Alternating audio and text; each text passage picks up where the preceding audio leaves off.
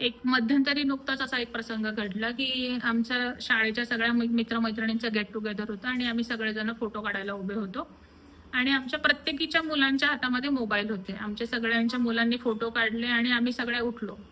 पण एका मैत्रिणीच्या मुलाच्या हातात फोन होता आणि आम्ही फोटो काढून उठल्यानंतर त्याने तो फोन फेकून दिला खाली.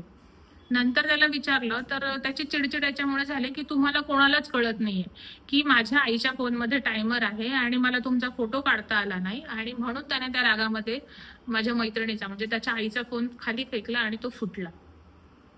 मग ह्या प्रसंगावरनं काय दिसतं की मुलांना ते जे ऍडजस्टमेंट आहे किंवा ती जी घडलेली घटना आहे ती समजून घेणं, त्या घडलेल्या घटनेशी समायोजन करणं, इतकी मॅच्युरिटी मुलांना आलेली नाही.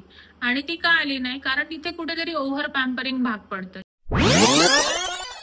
एक मध्यंतरी नुकताच असा एक प्रसंग घडला की आमच्या शाळेच्या सगळ्या मित्रमैत्रिणींचं गेट टुगेदर होतं आणि आम्ही सगळेजण फोटो काढायला उभे होतो आणि आमच्या प्रत्येकीच्या मुलांच्या हातामध्ये मोबाईल होते. आमच्या सगळ्यांच्या मुलांनी फोटो काढले आणि आम्ही सगळे उठलो.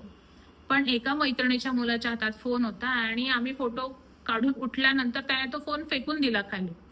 नंतर त्याला विचारलं तर त्याची चिडचिड याच्यामुळे झाली की तुम्हाला कोणालाच कळत नाहीये की माझ्या आईच्या फोनमध्ये टायमर आहे आणि मला तुमचा फोटो काढता आला नाही, आणि म्हणून त्याने त्या रागामध्ये माझ्या मैत्रिणीचा म्हणजे त्याच्या आईचा फोन खाली फेकला आणि तो फुटला.